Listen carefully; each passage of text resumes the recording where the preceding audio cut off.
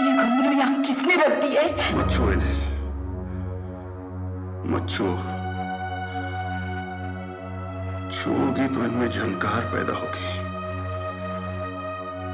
जो हम सह नहीं सकेंगे।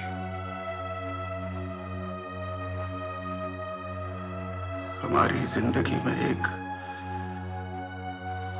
सन्नाटा छा गया है। आप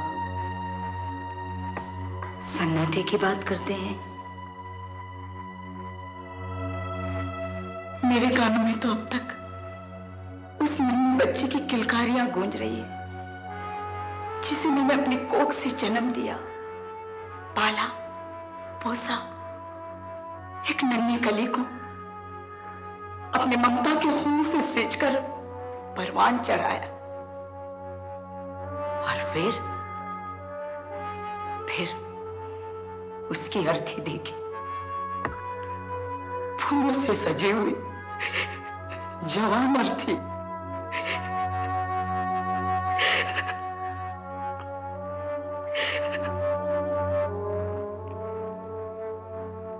ये सब देखकर भी एक मां जिंदा है ना अजीब बात? अब क्या रह गया है मेरी जिंदगी में? एक फर्ज बाकी है, वो भी आज पूरा करती हूँ।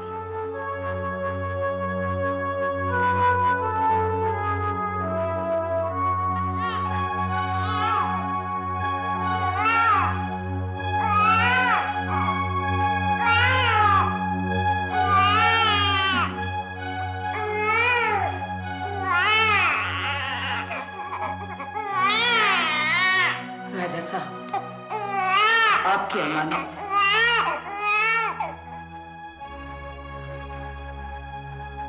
आपकी इन कुर्बानियों के बदले में हम आपको क्या दें? जाने की आज्ञा। अब मैं यहाँ रह के क्या करूंगी? जब तक जीऊंगी तसल्ली तो रहेगी। चांदनी का पूरा किया हुआ वचन राजवंश घराने में फल फूले।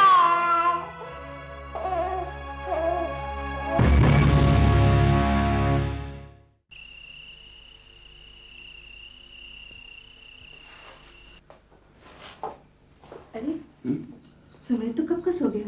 लाइए।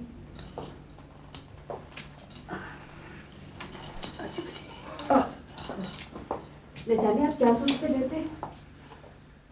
ठाकुर रंजीत सिंह की खबर ने हमें चौंकाया ही नहीं, हमारी परेशानी बढ़ा दी। जब तक साम्राज्य है ये सब तो सहना ही पड़ेगा। कसूर हमारा ही है, हम आपस में लड़ते रहे और फिरंगियों को पांव जमाने का मौका मिल गया। फिर भी ये हमारा राज्य है और आप यहाँ के राजा। बस नाम के राजा, ब्रिटिश सरकार के हाथों की कठपुतली। बादशाहों के तख्त ताज तो रहे नहीं, हमारी रियासत तो बस एक सिमटी हुई लकीर है। अरे बाहर ये रोशनी कैसी? ठीक है।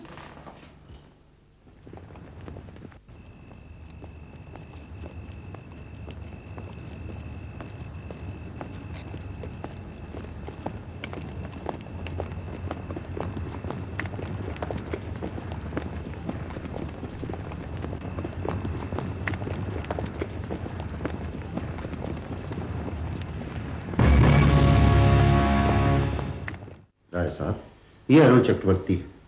इन्होंने एमएससी किया है। मैं समझता हूं कि राजकुमार को पढ़ाने के लिए ये बहुत मुनासिब आदमी होंगे। गजानन बाबू, इनसे आपका कोई खास रिश्ता है? सरकार, रिश्ता तो बस इंसानियत का है। ये बात हमने इसलिए पूछी कि हमारे राजमहल में कोई बिल्कुल ही अजनबी आदमी प्रवेश न करने पाए। ये मेरे लिए अजनबी नहीं है। अरुण के स्वर्गवासी पिताजी और मैं एक साथ पढ़ा करते थे। फिर भी मेरी सिफारिश काफी ना समझे तो फिर सरकार की मर्जी। एमएससी आपने किस यूनिवर्सिटी से किया? कलकत्ता यूनिवर्सिटी से। कलकत्ता अभी वैसा ही है या कुछ बदल गया? शहर तो वैसा ही है, लेकिन वहां रहने वालों के सोचने का ढंग कुछ बदल गया। जैसे? आम जनता हुकूमत की सख्तियों की वजह से कुछ घुटन सी महसूस करने लगी है। कभी कभी धीमी आंच पर रखे हुए पानी में उबाल भी आ जाता है। अच्छी बात कही आपने। बात को समझाने का सलीका है आप में। हमने फैसला कर लिया। ये तो हुए राजकुमार के टीचर, लेकिन आप अपनी तनख्वाह हर महीने जरूर ले जाया कीजिए। बिना काम किए तनख्वाह लेना सरकार कुछ अच्छा नहीं लगता। गजानन बाबू, कभी कभी आदमी को उसकी लगन और मेहनत का फल देर से मिलता है और देर तक मिलता रहता है। धन्यवाद साहब। मनमोहन, तुम्हारी भाभी भोली है। वो तुम्हारी बातों में आ सकती है, लेकिन मैं तुम्हारी रग रग से वाकिफ हूं। मुझे मालूम है वहां रंगून में तुम्हारे पास कितनी दुकानें थीं, कितने वर्कशॉप थे, कितने बंगले थे। भैया आप मेरा यकीन मानिए, मैं आपसे मनमोहन, गलत। तुम्हारे रंगून भाग जाने के बाद मैंने तुम्हारा लाखों रुपए का कर्ज चुकाया है। मैंने तुम्हारी हमदर्दी की खातिर नहीं, तुमसे अपना पीछा छुड़ाने के लिए। मां ने भी तुम्हारी हरकतों से तंग आकर तुमको तुम्हारा हिस्सा देकर अलग कर दिया, और वो सारा पैसा तुम अपनी रंग रलियों में उड़ा चुके हो। भैया आज मैं सड़क पे हूं। अगर आपने मेरी मदद नहीं की तो मैं कहां जाऊंगा? मेरी बदहाली तो होगी, आपकी बदनामी भी तो होगी।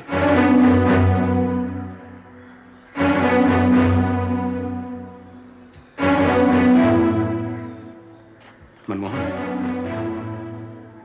मैं तुम्हें एक शर्त पे अपने घर में पनाह देने को तैयार हूं। आइंदा तुम कोई जलील हरकत नहीं करोगे। अगर मुझे पता चल गया कि तुमने एक बार फिर अपने रंग दिखाने शुरू कर दिए हैं तो मैं तुम्हें धक्के मार के घर से बाहर निकाल दूंगा।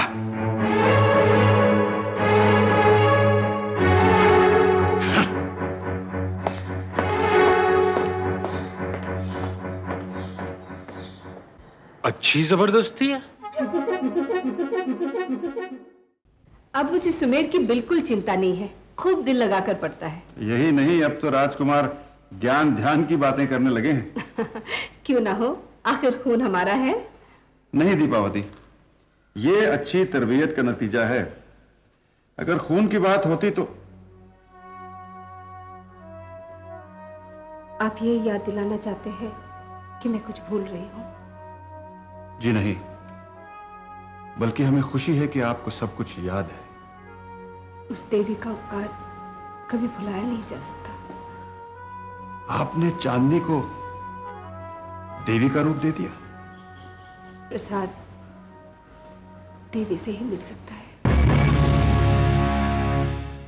जुनू जुनू जुनू जुनू